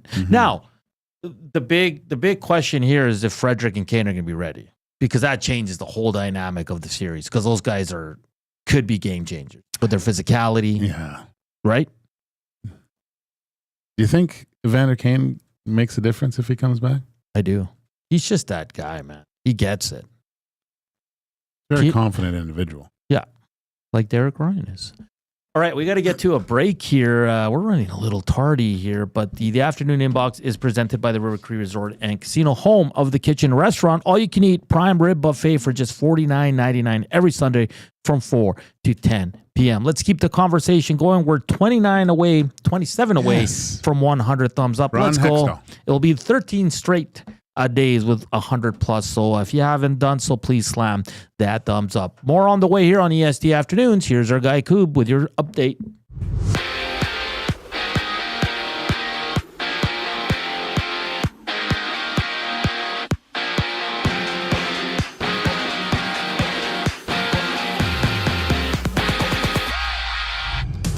Connor McDavid and Leon Draisaitl remain out for the Oilers as they take on the Stars. Join Tom Gazzola and Hernan Salas as they break down the game on the GCL Diesel Oil Stream pregame show live at 7 right here on EST. 3 other games on tap. Thatcher Demko protects Vancouver's net as they battle the Islanders. Boston visits Anaheim and the Devils meet the Blackhawks. In soccer, Alphonso Davies' agent Nadal Husey released a statement saying that, quote, Canada Soccer needs to do a better job managing these players, adding that, quote, Alfonso was not 100% after Mexico's game, and Davies ended up starting in the following game, exiting in the 12th minute due to injury against the United States. Down south, the NFL Competition Committee has proposed multiple changes for next season, including an expansion of the instant replay mechanic. For any rule to be added, 3/4 of the team owners must be in favor of the change. On the court, the Raptors face the Nets. Toronto's Manuel Quickley and Jakob Poeltl will sit out for rest. Elsewhere, the Lakers tip off against the Pacers Milwaukee visits Denver while the Celtics and Suns throw down on a 6-game NBA slate. This sports update is brought to you by Gimme Virtual Golf, and Gimme Virtual Golf has membership and flex passes to fit your style. Don't forget that Gimme Virtual Golf gives away 2 free hours of golf every other week. We'll be giving away that on Friday right here on EST Afternoons. Gimme Virtual Golf, where innovation meets the game. Find out more at GimmeVirtualGolf.ca. The conversation surrounding the Oilers and the NHL continues on the other side of the break. I'm Zachary Kubusch for your sports update. Your home for live music and great performances is the River Cree Resort and Casino.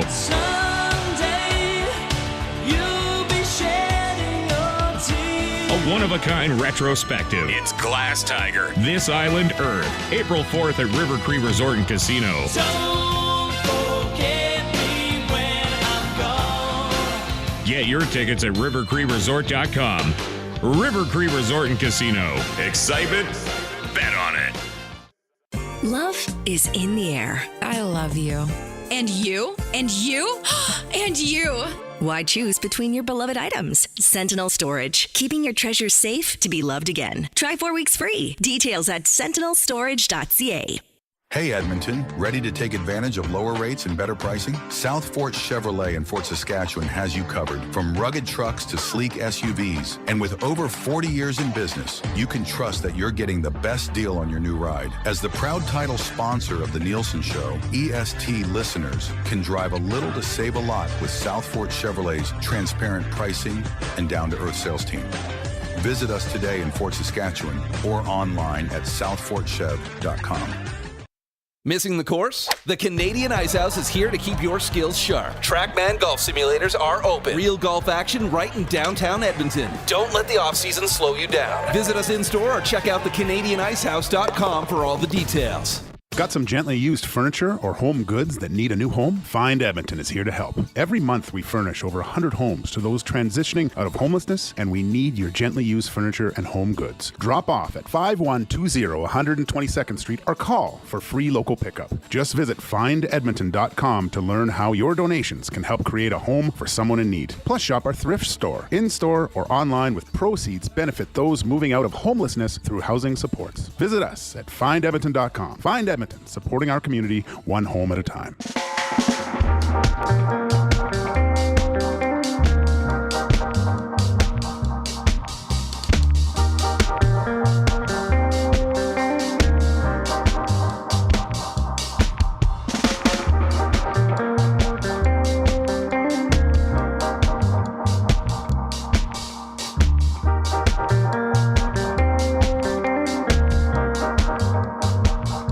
2:28. Welcome back to EST Afternoons. Here it is Joaquin Gage, Hernan Salas, Zach Kubusch. Reminder, at 3 o'clock, the one and only Reed Wilkins will jump on for 3 hours of just fun, exciting sports talk. He'll take you right up until 6. Then Tommy Gazzola, Sean Bell, and myself will jump on for the pregame show at 7. Puck drop tonight, 8:22. Seriously? 8, 9, 10:30, goes to overtime 11:45. Hernan's going to be home at 1. You might as well just do the morning show. Holy smokes. That's crazy. That is crazy. Matt Hyman says, WST Raid went to WrestleMania today. Sorry, Hernan. What does that mean? Like, what do you mean they went to WrestleMania? Like a press conference or a show? Let us know, man. That's okay. We support the WSTers. They always jump in. Give us the thumbs up. Give us the views. We truly appreciate you guys. You guys are awesome. Wish your team nothing but the best going into the playoffs. We gave them 2 points. Hey, and how about they beat Washington yesterday? Overtime without Velarde. Yeah, Giancarlo, NHL preparing Oiler fans for playoff starting times. Yeah, it's going to be late, man. They're going to be late ones. Oh, they are. Oh, boy. Delayed, late. First game, what? It'll be like 8:55 or something. Puck drop. Man, don't even say that. It will. Please don't say that. Well, according to Hernan, it'll be over early, so don't worry about it. I didn't say that. You said. I did not say that. I believe in the Oilers. I just worry about 4 times in a row. I don't like 4 times in a row. Well, let's look at our poll. 72% want LA in the first round. Really? Well, we're really underestimating the Kings here. the disrespect towards the LA Kings. Or maybe they really just hate the Oilers. That's surprising. I guess a little familiarity. You don't like change. I get it. I think, I don't know, Kemper kind of worries me a little bit. He's playing well, man. Playing really well. What we were talking about yesterday off air, that trade's worked out great for both everybody. Teams. And we were laughing at that trade. Well, I thought I was. I shouldn't put you in the same boat. No, I didn't. Well, no, I didn't think it would work out. I thought the Kings had an edge, right? But I worry about Kemper with his being injury prone. But this year seems to be working out great for him. Maybe it's that LA sun. But yeah, Dubois he's on that line with Piotras, is it? Protas. It's a beast line. Like it's all those guys are huge men that can really skate. That's a scary line to go up against. But yeah, it's good to see that. It's good to see Dubois kind of found some of the success that he had when he was first with Columbus. Like he looked like he was a complete game changer at times. He took over games. You could see why Torts got upset when you didn't see that type of effort or the skill that you saw from him, because it's obviously there. Yeah. So Oilers tonight, Dallas Stars, no Leon, even though he's close, according to Kris Knoblauch, just under a week or so. He's going to be ready ahead of McDavid. McDavid probably another week or so.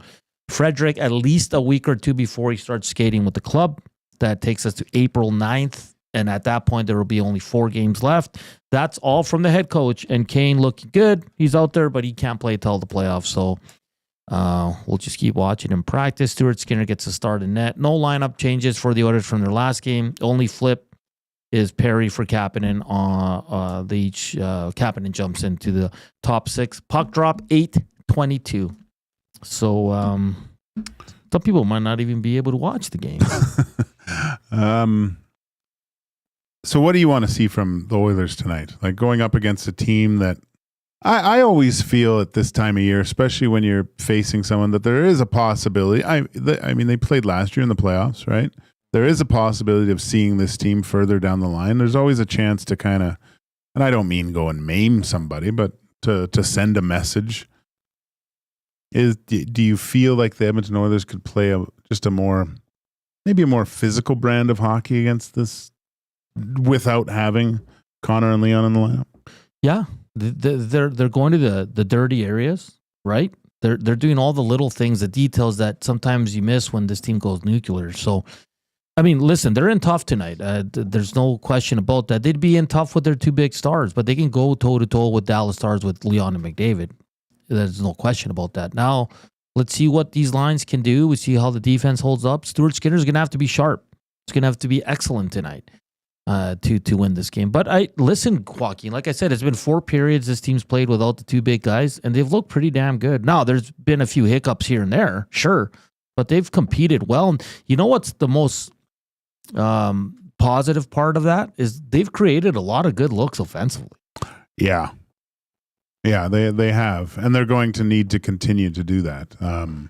Jake Ottinger is one of those goalies where you need to take the eyes away, make things quite difficult. If he gets out and gets set and sees the puck, probably there's about, what does it say, 91% chance he's going to stop it. Yeah. Right? So those types of goals that they've been scoring create havoc. I like Jake Ottinger, when you watch him, he is a very good mover in the net. Like you'll notice that tonight when you see him. But I think where he's a little bit vulnerable is, and a lot of goalies are, is from low to high, right? Mm-hmm. So those quick working down low behind the net, getting pucks out, and then with traffic, right? So that's where I think you can have a little bit more success against him. But yeah, it's you can't let him see the puck. He can't have an easy night of viewing and long shots away and looking for those, trying to pass it into. You can't give up an opportunity tonight against him. You have to take it every chance you get. And Like I always like when if a guy has the puck in a certain area, there's like a mandate that he's going to probably uncork it from there, right? And then you have other guys going to the net and looking for those types of second opportunities to score. And I like the goaltender matchup. I think Stuart Skinner's played, going up against the best. He's done well this year. So make him work for goals. Don't give him freebies. Oh gosh, make them come through layers. Brady says, "Why does Kemper scare you?" I don't think I said the Kings scare me, but Kemper's been really good this year. And who cares about what happened when he was with Colorado? That has nothing to do with anything this year. 2.08 goals against, 919 save percentage. I'd say that's pretty damn good. And I'm really going off the games that the game in LA where he played. And I haven't watched a ton of Kings games, but I was like, wow. He made some really good saves and important saves. Like the Oilers could have won that game, and he made a couple saves late. I think that kept it tied. That's what I didn't know if Kemper still had that type of game in him, and he obviously does, and he's been doing it for a long period of time here, and he seems to be that one of those missing pieces that the Kings were looking for to have success against the Oilers. That's all. I maybe I shouldn't have said scared, but. I just think that area has solidified, and the addition of Warren Foegele, a big body guy that crashes and bangs and has a lot of speed. I think the LA Kings are actually a bigger, faster team than the Edmonton Oilers are. Well, that one game in LA, they ran the Oilers. Even though they went overtime, they were punishing them every chance they could get. And again, a good point. I don't think scared's the right word. I think the LA Kings concern me a little bit if they meet in the first round. And I think that's fair. And I think if you feel that way, it's okay. The Vegas Golden Knights would concern me too. They have the pedigree. They've been there. They always load up.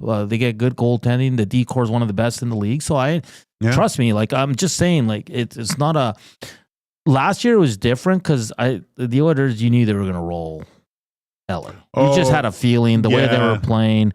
All that. The goaltending, it was okay. Yeah. But Riddick and I think it was Talbot at the time, they weren't good. You couldn't lose. You knew that the Oilers would eventually score on both of them, right? And is this fair, Joaquin? Like I don't put too much stock to what happened in the regular season in the playoffs. What would you say your percentages? It's very low because in the all Canadian division. Do you do this just for the things that you care about, or because if a guy scores 60 goals, you're happy that do you reset him to 0 or what? Well, you reset it to. I mean, like so when the Oilers got swept by the Jets, the Oilers dominated them in the regular season. Vancouver dominated the Oilers last year in the regular season. The Oilers beat them in the second round. Yeah, okay, I see what you're saying. So in that sense, I'm saying it doesn't always work out that way. Sometimes you can continue the success you had against that team. But for me, once the playoff starts, all that stuff's out the window. You can't go back to it. No, I think actually for a team that had a lot of success throughout the regular season, obviously it's good to be confident and stuff, but sometimes, and in certain cases, and I think it applies to Edmonton Oilers just because they're a veteran team that have gone through a lot over the course of their careers. Sometimes having an off year or maybe a year that you weren't as proficient offensively or in the standings personally, you can really reset it all. Like an Adam Henrique, a Janmark, Kapanen, whoever, they probably looking at their personal stats and go, it's not a great year, right? But when the playoffs start, they're all zeros. That's what I mean. And a reset. So, like, what if the Janmark, Brown, Henrique line's amazing again? What if they do that again? What if Bouchard's amazing? We won't even remember the regular season. We'll be given $11.5 million is what we'll be doing. Are the Kings much better this year, or are the Oilers worse? Good question. We'll get to you after the break in this day in sports history as well as we get you set for the Reed Wilkins Show. And later today, it's the pregame show at 7 o'clock. It's a late one. Make sure you take a nap so you're up for the game and the postgame show. here. Everything you need sports-wise on Edmonton Sports Talk. We're back to close it out next. Here's Koob with your update.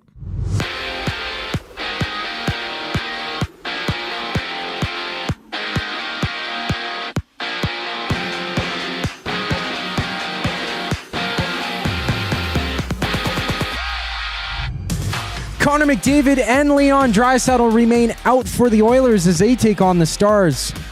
Join Tom Gazzola and Hernan Salas as they break down the game on the GCL Diesel Oil Stream pregame show live at 7 right here on EST. 3 other games around the league. The Blackhawks challenge the Devils. The Bruins and Ducks face off while the Canucks call on Thatcher Demko to backstop Vancouver against the Islanders. In the NFL, the competition committee is pushing to make the dynamic kickoff rule a permanent fixture in the league while pushing touchbacks to the 35-yard line. 75% of team owners need to agree for any rule change to be implemented. And Nadal Hussein, Alphonso Davies' agent, has released a statement saying that, quote, Canada Soccer needs to do a better job managing these players, adding that, quote, Alphonso was not 100% after Mexico's game.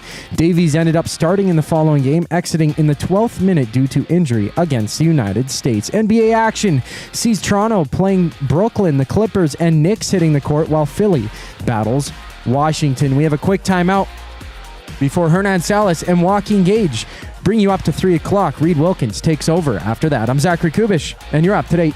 The Reed Wilkins Show with Jay Milne. Local gadabout Dave Jameson is here. When they traded Ricky Ray, that wasn't a good move. I phoned him to let him know because the club hadn't called him yet. What? I called Ricky. Hey, Rick, I'm calling to let you know that we have traded you to the Toronto Argonauts. He goes, I haven't heard from anyone yet. I said, well, keep your phone on. The Reed Wilkins Show with Jay Milne, weekday afternoon 3 to 6, only on Edmonton Sports Talk. Your clear choice for Edmonton sports.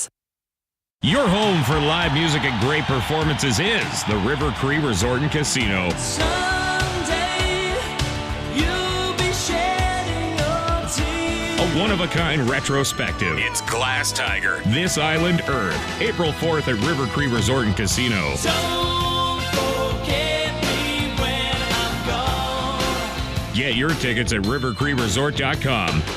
River Cree Resort and Casino. Excitement? Bet on it.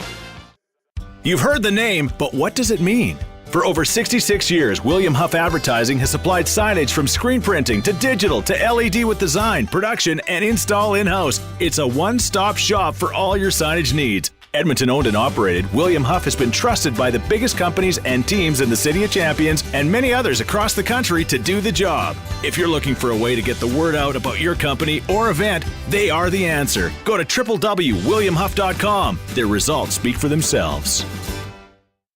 Play more tables and games. Play more tables and games. Make the most of your fan game. Oh, you want to, you need to, you know just what you gotta do. It's time to add some fun to your life. Make the most of your fan game. Play more tables and games. PlayMoreGames.ca.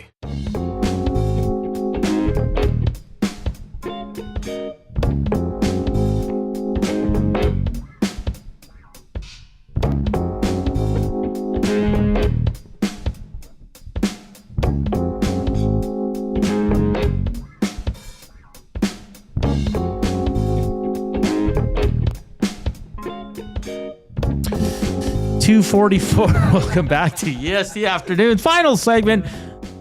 Reed Wilkins coming up. With Joaquin Gage. Oh, yeah. You're sticking around, right?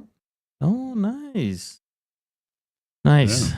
Next time, make sure Reed comes to talk to me about that first. Okay. Next time, kidding. maybe ask for one of those bublés. Bubbly. It's really good, man. Hey? Blueberry. That's Jay Milne and my favorite, actually. Yeah, they're not bad, man. So, Jay, if you're listening, there's a few in the fridge. You better get here soon before old Hernan gets... Jay's back tomorrow. Oh, is he? I think. Man. I don't know. So, are the Oilers worse or are the Kings better? It's a good question. It's a great question. Both can be true. Yeah. Yeah. But I hate to give you credit, but you had a Great point. And why don't you explain that point? Or do you remember what you said? What did I say? No, you said that production. Well, the Oilers, a lot of their players are having down years. So are they worse? Because I think their defense is better. Because I think Jake Wallman's better than Ceci, Desharnais, and Broberg. Ooh. Yeah, I do. I think LA got better. Yeah. I didn't think they would with the people they brought in, but they're proving everybody wrong. I like and listen, good for Warren Fogle, man. Like the Oilers couldn't pay him the money he was looking for, but they got Kuzmenko now, who's a one-trick pony, but when he's on, he's on. Laferriere has really come on. You know what you're getting from Deneau and Trevor Moore. Quinton Byfield's coming into his own. Kopitar's a legend. Kempe's got the Oilers' number. He always scores. Yeah. I like their defense. So are they... They've definitely improved from last year. Yeah, like who are their best players? Byfield? Is Kopitar? I think it's still Kopitar Kempe. Kopitar Kempe. So, and they're a duo. I mean, you always take Connor and Leon over that. It's going to come down to the other personnel and what they do, right? Goaltending battle is going to be key. Looking at the Kings defense, you know, you got, Doughty just seems ageless. He's playing great. Mike Anderson's a pain in the ass. Oh, yeah. Jordan Spence, a hell of a defenseman. Gavrikov's feisty. Yeah. Brant Clark is good. They're good. Yeah, it's a great matchup, man. It's going to be a lot of fun to watch. I love playoffs like that because it feels like from the drop of the puck, it's overtime. You know? Yeah. You must love it with your anxiety. I hate it. You love it. Are the Oilers worse up front? Yes. Right now. Okay, but do we have to include Frederick and Kane? Or we can't because they haven't played a game? We don't know whether... Yeah. Okay. So the Oilers are worse up front. I'm looking at today's roster right now. Are they worse up front? Yeah. Okay. And is it because Arvidsson's down year, Skinner's down year, Janmark, Brown, Enrique, all down years? I mean, Brown, it's kind of an up year, isn't it? Sure.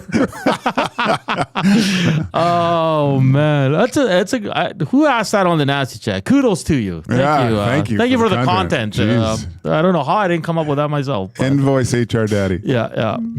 Chris says Kemper also has cup experience. Yeah. Bowen says Vegas defense is so good. 100%. Let's see here. Wadding, Cloverdale, Joaquin Dallas backed up the Brinks, then Rantanen backed up the U-Haul. Oh, okay. What did he say? Dallas backed up the Brinks, and then Rantanen backed up the U-Haul. Oh, yeah. I see what you're saying. So that's an excellent question. The Oilers are more worse than the Kings are better. That's from Statue Boss. Oh. But I mean, I think with Frederick and Kane, it changes the whole dynamic of this team. It does.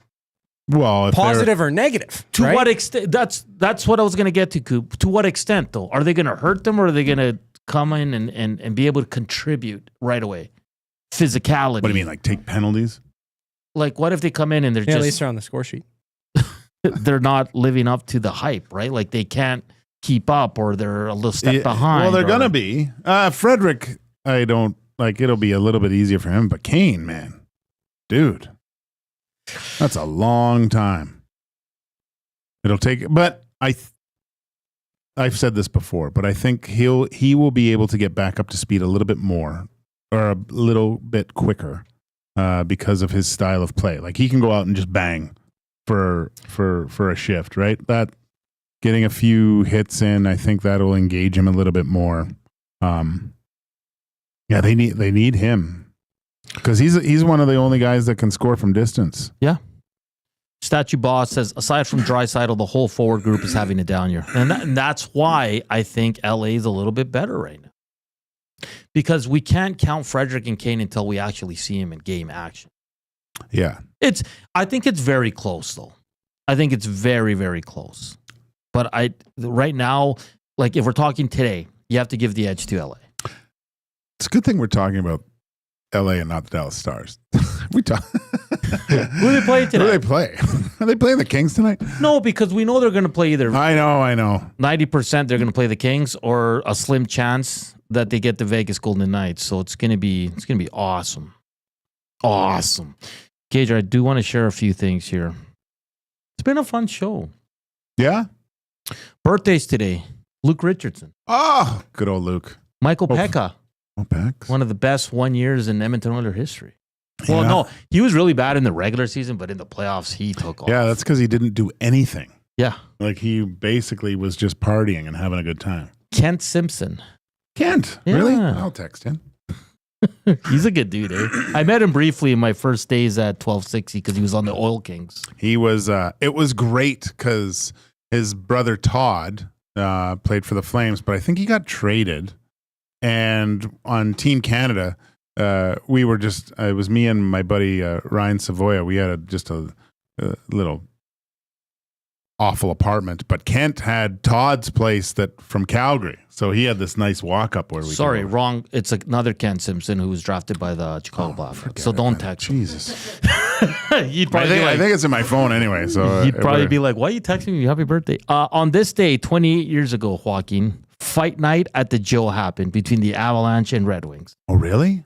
Both teams combined for 148 penalty minutes, 10 fights, and 11 goals in a spirited battle where Lemieux Draper hit the previous year. Okay, so that was the okay. Yeah, that's when McCarty grabbed Lemieux. And that's when Patrick Raw was fighting. Yeah. Yeah, what a night. Who'd he fight? Osgood? Osgood did well. I thought Osgood won that.